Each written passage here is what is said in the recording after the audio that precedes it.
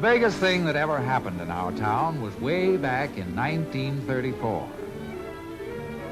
In 1934, our courthouse on Main Street was the scene of a great criminal trial.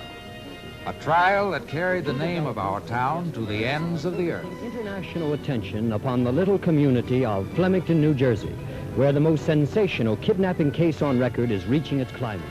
Here in Flemington... We were on the radio, and in the newspapers, and the newsreels as reporters and cameramen set down what happened from day to day.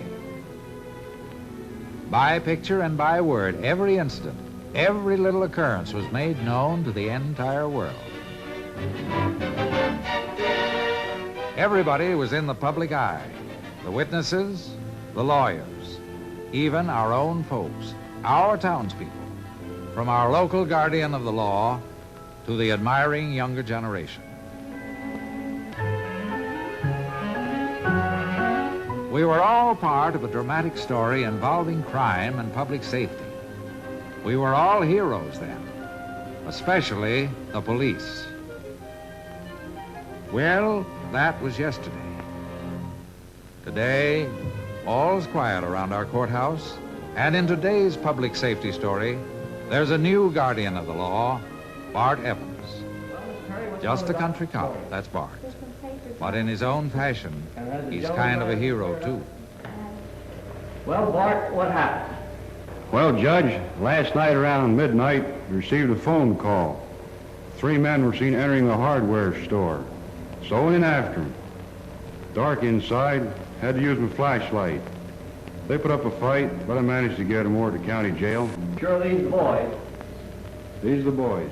Boys that the officer picked you On any given morning, you might find Bart testifying before Magistrate Alvott, or maybe involved in more prosaic duties.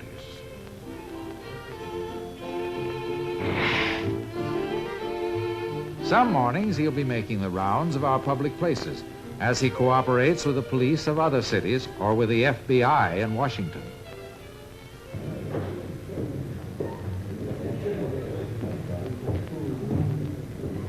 Hi, Mabel. Good morning, Bart. Here's another work of art for you.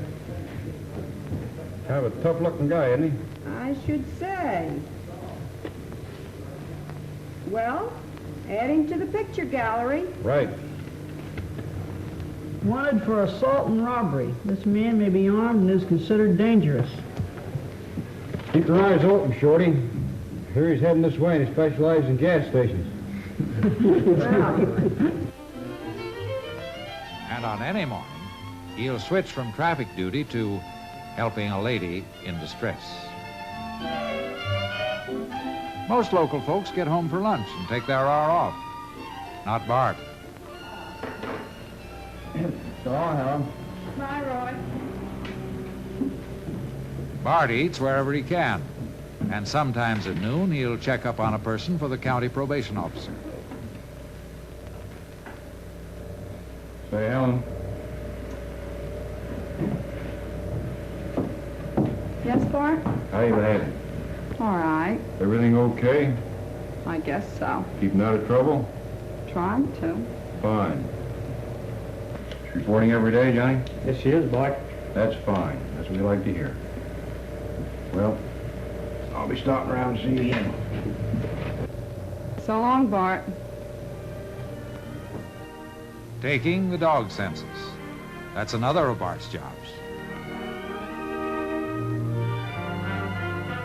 And then, of course, out on the highway.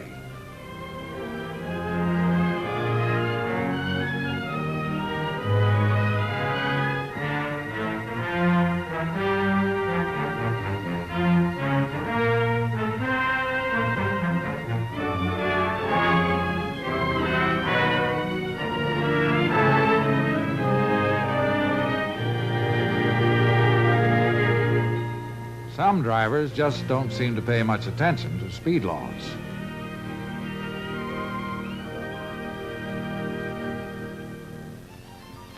By the time school's out, Bart's on hand, kind of supervising the safety patrol.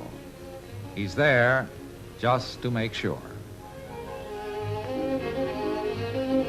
And then perhaps a get-together with the people in our town who are most concerned with law and order. The mayor, 2 special officers, the police commissioner. Meetings like this can run right into supper time. Anyway, Bart's day that began at 8 is supposed to end at 5. But if he gets home to his wife before 6, he figures he's lucky. Oh, Bart, the bartender just called up from the tavern. They want you down there right away. And plenty of evenings, supper has to wait.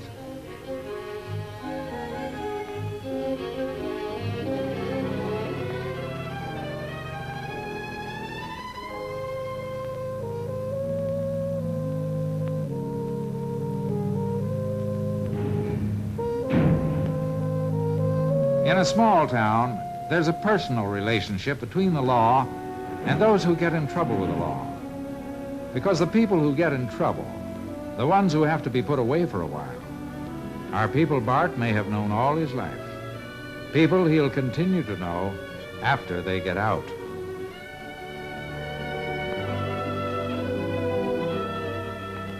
And the last thing each night, before he can turn in, a final chore.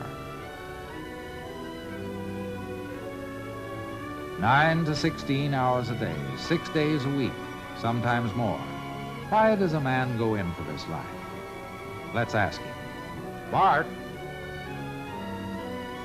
how did you get to be a cop? Well, when I was in the Army as an MP, I kind of liked the work. And when I got out of service and heard that Jack Walters, our local policeman, was going to resign, I put in for the job and got it. What's your ambition, Bart? I want to further my education by going to school to be a better policeman.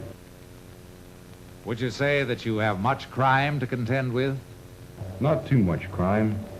Most of our crime is committed by people from the cities. We're pretty much a law-abiding community. A law-abiding community and a country cop, doing his duty from day to day. The usual things that all country cops do. Commonplace activities most of the time, but potentially not so commonplace because somewhere in some American city today, there is a man.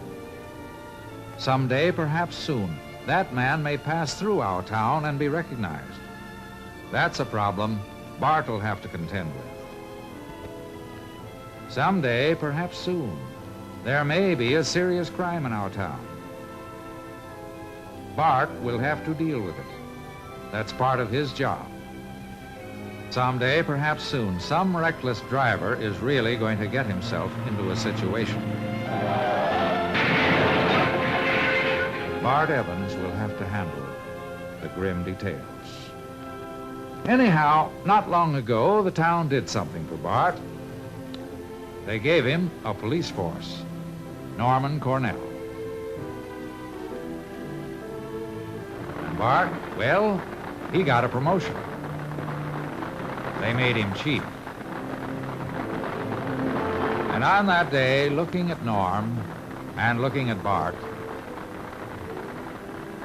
and looking at a modern generation of admiring youngsters, my thoughts turned back. They turned back to a day nearly 20 years ago and to another little boy, a certain little schoolboy. A boy who made up his mind way back then that when he grew up, he was going to be a policeman.